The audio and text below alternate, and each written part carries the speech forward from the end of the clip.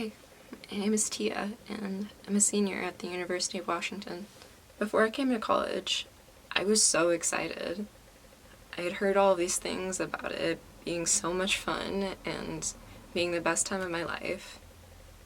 But when I got here, I started feeling all this stress and pressure, and it didn't feel normal. The amount of stress that I was feeling felt unhealthy, and I wondered if it was happening because of something that I had done, if it was just me. So I started asking my friends. Do you think that the amount of stress that you experienced in college was healthy? No. I thought it was kind of excessive. No. No? Probably not. No. No, ma'am. No.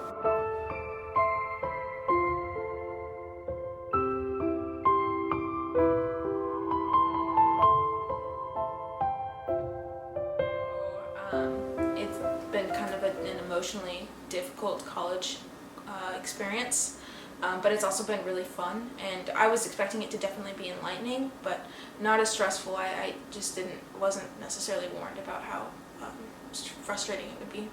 Coming into it, I think you kind of expect definitely more than high school, but I think once you get into it, actually, you realize it's a little more than you actually thought or anticipated at first. Some people describe what's going on across the country as a crisis, that there are unprecedented prevalence of mental health conditions in the student bodies of schools across the country. The other side of the debate, people say that there is increased awareness and decreased stigma, so people are coming forward with issues that they otherwise would not have. So it's probably somewhere in the middle, right? That there are so many issues and factors that are leading to overall sort of national mental health concerns being aggravated.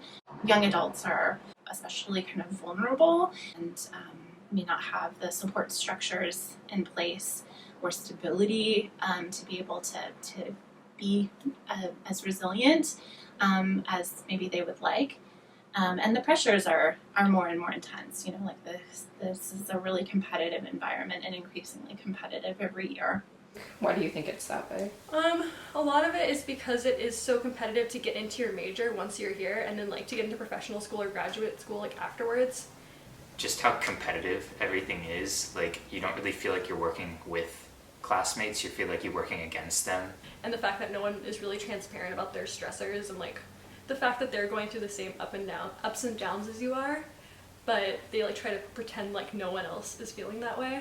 So it's like a very like isolating situation. What are some of the physical changes you experience when you feel stressed out? I won't sleep, and if I don't sleep, I'll like throw up all day the next day. I get stomach aches, they get pretty bad, and my heart will start beating really fast out of nowhere sometimes, and I'll feel stressed in the sense of like I will get really exhausted or like really sick. I definitely lose sleep.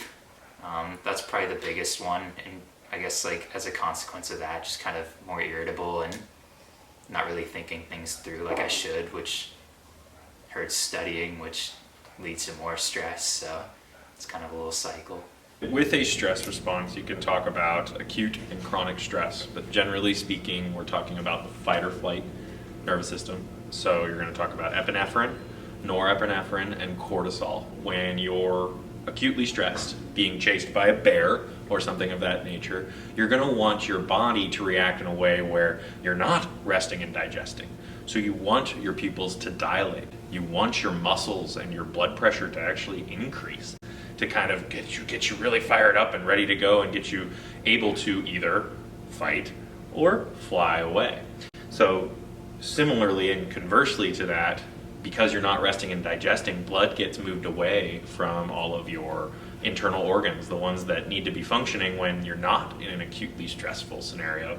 The body can become adapted to the stress that is being placed on it. So chronic stress leads to elevated levels of cortisol, which decreases your body's ability to shut off and auto-regulate these fight or flight responses that we sometimes experience or have because of how we are and the individual differences in what we're prepared to cope with.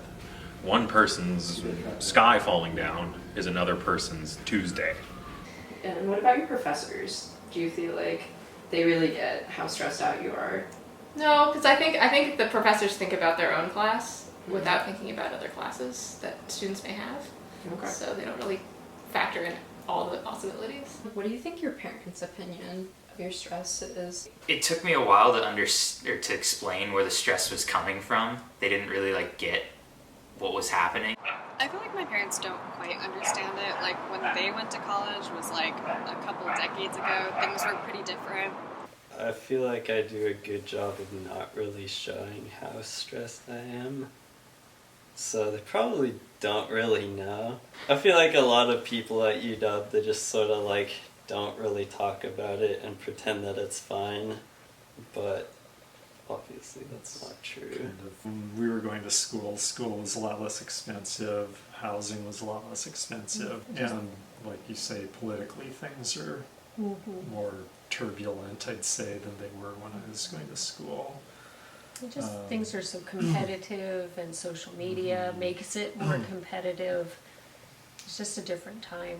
Yeah, and I'm not sure if I really understand the level of stress Owen has. You know, he doesn't show the stress that he's feeling, so I tend to assume that everything's good, you know, which is probably not a good assumption. The first thing is really reckoning with this idea that it's okay to ask for help. And like, in theory, we all know that. Like, yeah, it's okay to ask for help, you know, but actually implementing that idea for ourselves is a whole nother story. As you go through different stressful events, and as students are talking about it in here, that a certain degree of stoicism can be helpful. And oftentimes that is taught to particularly younger folks as a matter of, you're young, what do you have to be stressed about? Which is usually well-meaning, and what I think is meant to be said by that is the stress you're experiencing right now will not probably be stressful to you in the future. It could be, but it's unlikely to, because you're going to develop the experiences and the wherewithal that you'll adapt to future stresses. And then what we often observe is that students will wait until they're fully in crisis before asking for help. We want to catch you before things become fully unmanageable, because it's harder on your body, for one, and two, we can help you. In the end, college did end up being everything that I was promised, but it came with a lot more than I was expecting. I fell in love here.